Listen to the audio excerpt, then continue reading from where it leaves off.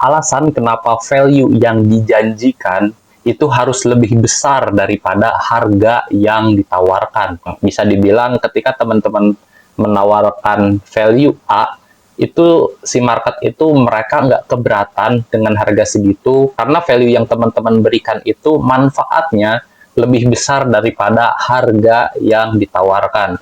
Nah, kenapa demikian? Karena si market itu ingin memiliki produk terbaik versi mereka dan memecahkan problem yang sedang mereka alami.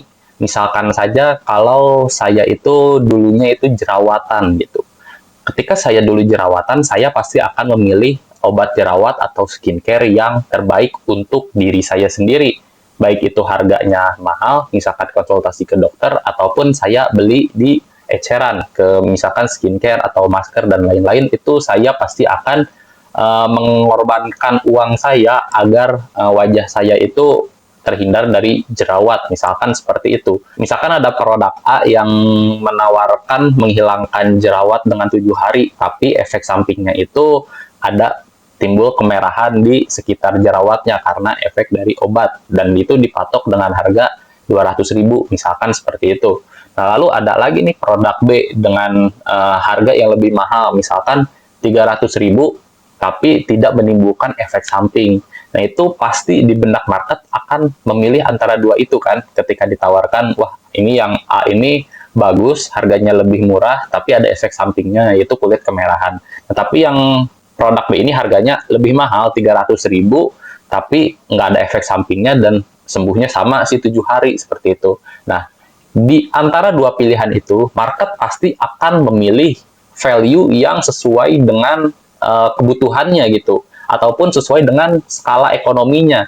Misalkan si market ini kepuasannya itu ya udah saya pakai paket A aja itu udah puas karena yang penting jerawatnya sembuh, walaupun ada efek samping kemerahan pasti akan sembuh 2 atau 3 hari. Tapi beda mungkin dengan orang yang punya budget lebih banyak dan ingin tampilnya lebih bagus, itu kan mereka punya ekspektasi lebih akan produk Anda agar si jerawatnya itu sembuh gitu misalkan. Nah, mereka pasti akan pilih produk B yang mana notabene nggak ada efek sampingnya, harganya mungkin kalau selisih 100.000 itu masih terjangkau bagi mereka, dan juga hasilnya itu lebih cepat gitu, sembuhnya lebih cepat dan tidak punya efek samping, misalkan seperti itu. Nah, itu teman-teman harus bisa mengukur value dari produk yang teman-teman jual itu cocoknya untuk harga berapa dan juga kalangan audiens yang seperti apa.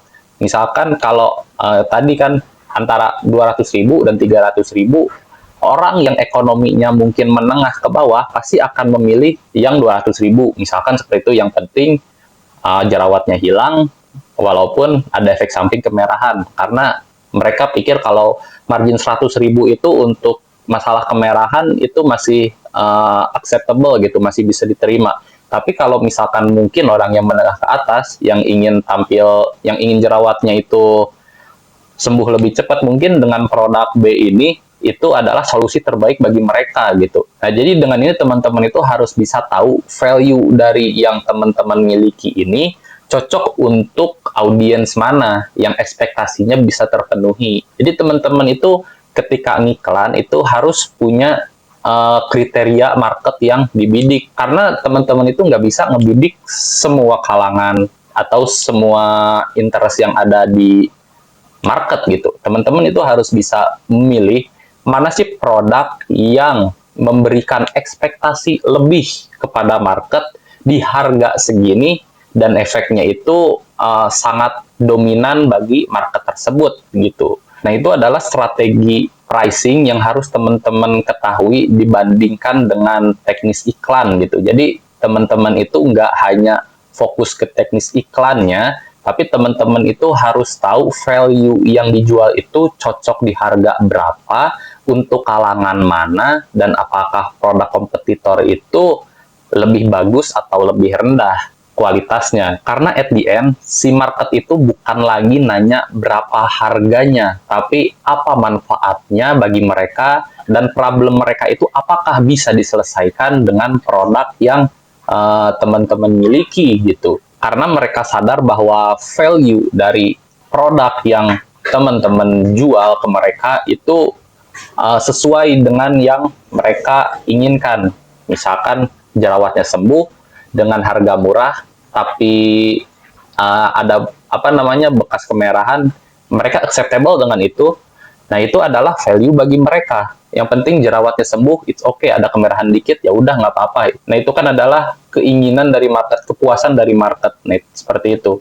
Nah, itulah alasan kenapa teman-teman itu nggak boleh terlalu overclaim. Karena ketika teman-teman overclaim itu akan menimbulkan review yang negatif. Nah, teman-teman itu lebih baik jujur dengan produk yang dijual. Misalkan ada kekurangan A, kekurangan B, efek sampingnya seperti ini. Teman-teman jujur aja. Jadi ketika mereka mencoba dan efek sampingnya itu benar-benar terasa bagi mereka atau kelihatan bagi mereka, mereka itu enggak ngejudge Anda sebagai penipu atau ngejudge Anda sebagai jual barang-barang murahan gitu. Tidak seperti itu. Tapi kita itu harus bisa menjaga ekspektasi dari customer akan produk kita agar produk kita itu bisa jangka panjang dan juga bisa diterima di pasar gitu. Kalau misalkan teman-teman itu cuma asal klaim produk terbaik, jerawat langsung sembuh dan lain-lain, itu kalau misalkan ketika mereka pakai produk Anda tapi malah jerawatnya lebih parah, itu kan akan membuat reputasi bisnis dan reputasi produk teman-teman juga menjadi jelek ke depannya. Apalagi di era media sosial ini, si market-market itu sering curhat gitu kan di media sosial, dan takutnya itu menyebabkan dampak yang besar juga ke bisnis teman-teman sendiri gitu. Nah, itu kenapa saya bilang value itu harus lebih besar dari harga. Nah, karena teman-teman juga harus menjaga ekspektasi dari customer itu seperti apa gitu. Nah, semoga video ini bermanfaat dan sampai bertemu di video selanjutnya.